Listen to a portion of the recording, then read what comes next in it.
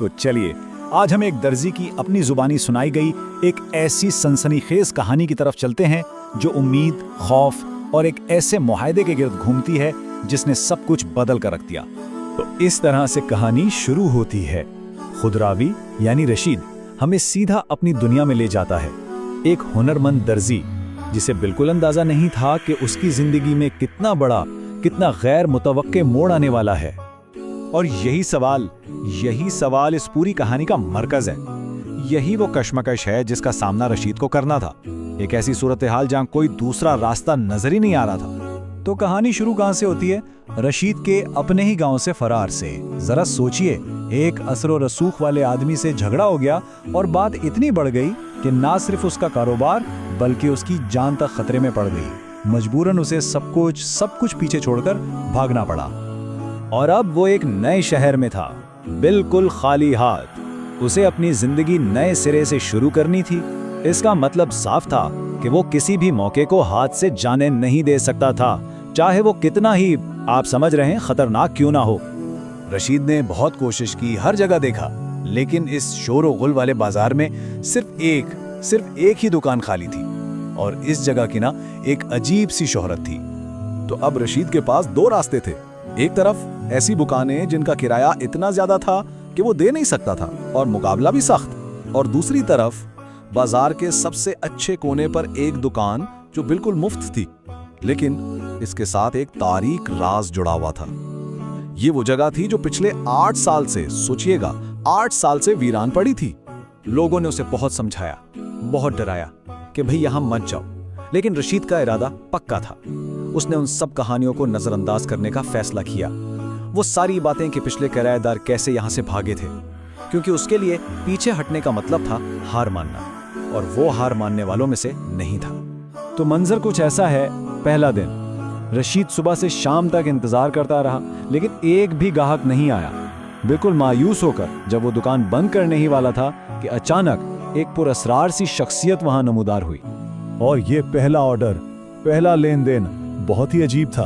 एक औरत जो सर से पांव तक निकाब में थी, उसके पास एक भारी, नफीस सा लेकिन अनोखा काला कपड़ा था, और उसकी फरमाइश वो तो और भी अजीब थी। सबसे बढ़कर उसने पैसों पर कोई बहस ही नहीं की, जो इस वक्त रशीद के लिए किसी नेमत से कम नहीं था।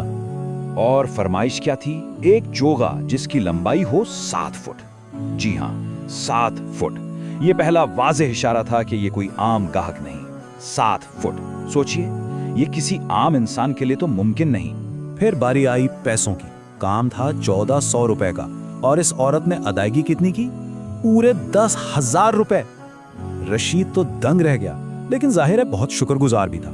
उसने सोचा, चलो किस्मत खुल गई, ये बिल्कुल ना जानते हुए कि ये तो बस शुरुआत थी। लेकिन रशीद की ये खुशी, ये उम्मीद बहुत जल्दी ही एक अनजाने खौफ में बदलने लगी, और उसकी शुरुआत हुई एक बहुत ही खौफनाक और बिल्कुल असल लगने वाले ख्वाब से। उसने ख्वाब में देखा कि इसका अपना ही हमशक्ल, लेकिन एक बिगड़ी हुई, खौफनाक सूरत में उसे कह रहा है कि यहां से भाग जाओ, फौरन भाग जाओ, वरना तुम्हारा भी वही हश्र होगा जो दूसरों का हुआ। ख्वाब इतना सच्चा था, इतना वाज़ेह कि रशीद अंदर तक दहल कर रह गया। और फिर ये ख्वाब से निकलकर हकीकत बन गया। जागते में उसे दुकान के संधेरे कोने में पर्दे के पीछे 2 पांव नजर आए। 2 पांव जो उल्टे थे। ये मंजर ही नामुमकिन था, और इससे पहले कि वो कुछ समझ पाता, पलक झपकते ही वो पांव गायब हो गए। ऐसे ही कई महीने गुजर गए। वो पुरअसरार मुलाकातें जारी रहीं, अजीब थीं, लेकिन रशीद को फायदा बहुत हो रहा था। लेकिन आखिरकार आसपास के दूसरे दुकानदारों का सब्र जवाब दे गया। उन्होंने मिलकर रशीद का सामना करने का फैसला किया, और यहां आकर 2 अलग अलग हकीकतों का टकराव हुआ। एक तरफ रशीद था जो यकीन से कह रहा था कि उसकी एक ग्राहक है जो उसे अच्छे पैसे देती है। दूसरी तरफ बाकी सब दुकानदार थे जो उस पर चोरी का इल्जाम लगा रहे थे, क्योंकि उनका कहना था कि उन्होंने आज तक किसी को इसकी दुकान में आते या जाते नहीं देखा। और बिल्कुल उसी लम्हे उसकी वो ग्राहक वहां आ जाती है। रशीद फौरन बेताबी से इन सबको इशारा करता है, देखो वो वहीं खड़ी है। लेकिन जब वो लोग उस तरफ देखते हैं तो उनके लिए वहां कोई नहीं होता, सिर्फ खाली जगह। यही वो लम्हा था जब रशीद के सारे शक, सारे खौफ यकीन में बदल गए। इस औरत ने सिर्फ अपने हाथ के एक खामोश इशारे से उन सब आदमियों की याददाश्त मिटा दी और वो वहां से ऐसे चले गए जैसे कुछ हुआ ही ना हो। ये एक माफूकुल फितरत ताकत का खुला मुजाहरा था।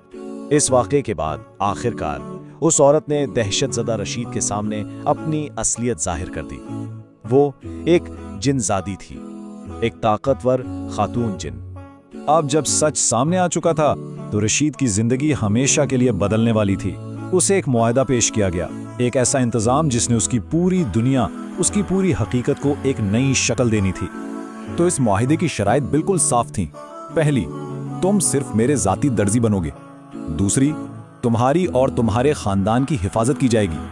तीसरी, तुम्हें इतना अमीर बना दिया जाएगा जितना तुमने सोचा भी नहीं होगा। और चौथी, सबसे अहम शर्त, तुम हमारा राज कभी किसी को नहीं बताओगे, यानी बेपनाह इनाम के बदले मुकम्मल खामोशी। और उस मायदे के बाद तो रशीद की जिंदगी जैसे पलट ही गई। हैरत अंगेज चीजें होने लगी। दुकान में सुइयां खुद ब खुद धागा डाल लेती थीं, कैंचियां अपने आप चलती थीं, घर में हवा से खाना आ जाता था, उसके खानदान की हर जरूरत, हर ख्वाहिश पूरी होने लगी। और हर रात उसके घर सोने के सिक्कों से भरी एक थैली पहुंचा दी जाती थी। लेकिन इस सारी खुशहाली के पीछे एक सर्द महरी से दी गई तंबीह भी थी। जनजादी ने साफ साफ बता दिया था कि अगर उसने अपनी खामोशी तोड़ी तो उसके अंजाम क्या होंगे। और ये सिर्फ कोई धमकी नहीं थी, ये एक वादा था। और ये कहानी हमें एक बहुत गहरे सवाल के पास छोड़ जाती है। रशीद ने खामोशी के बदले खुशहाली चुनी।